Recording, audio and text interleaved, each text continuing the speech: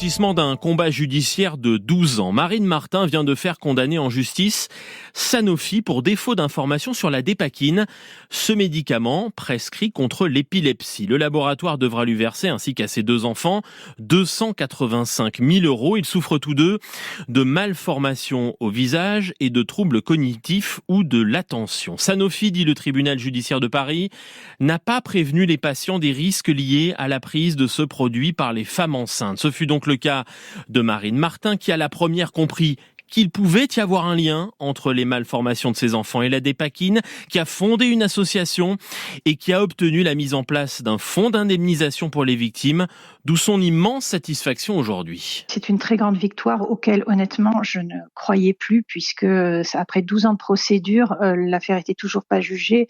Je ne savais pas si elle aboutirait un jour. Et les victimes qui voulaient aller chercher une condamnation de Sanofi au tribunal vont pouvoir suivre mon exemple, même si c'est un combat long, rude et difficile. Je pense qu'il vaut le coup, parce que plus il y aura de condamnations chez Sanofi, plus finalement on leur fera mal. Enfin voilà, mon but c'est de dénoncer ce scandale, d'arrêter que des enfants naissent handicapés sous dépakine sans que les parents aient été informés des risques pour l'enfant à naître. Enfin, je suis toujours aussi révoltée, mais je ne laisserai tomber les victimes. Je continuerai jusqu'au bout, et même si cette victoire est énorme, je sais très bien que Sanofi fera appel de la décision et ira jusqu'à la cassation. Donc ils pourront m'attendre. Moi j'ai pris perpète avec des enfants handicapés, eux ils vont prendre perpète avec moi. Bonjour Victor Delande. Bonjour Jérôme. Spécialiste santé de la rédaction d'Inter, c'est vous qui avez recueilli cette réaction. Ce que dit aussi la décision du tribunal, Victor, c'est qu'elle ouvre la voie à d'autres condamnations, et Marine Martin estime le chiffre des victimes à 30 000 en France. Oui, ce sont des estimations d'ailleurs contestées par Sanofi, mais des estimations réalisées en plus par l'assurance maladie et l'Agence nationale de sécurité du médicament. En effet,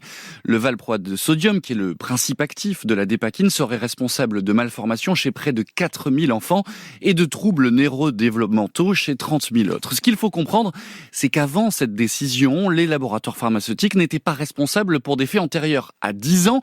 Il n'était donc pas possible de se retourner contre eux pour des effets indésirables sur des médicaments pris il y a plus de 10 ans. Cette décision de justice change la donne, elle pourrait faire jurisprudence. Toutes les familles des victimes vont donc pouvoir ouvrir des procédures. Et les ennuis judiciaires sont loin d'être terminés pour Sanofi dans cette affaire dépakine, car cette lanceuse d'alerte Marine Martin a également porté l'affaire au pénal. Sanofi est mise en examen depuis 2020 pour tromperie aggravée, blessure involontaire et homicide involontaire. Mais le laboratoire pharmaceutique a demandé une contre-expertise pour ce volet pénal.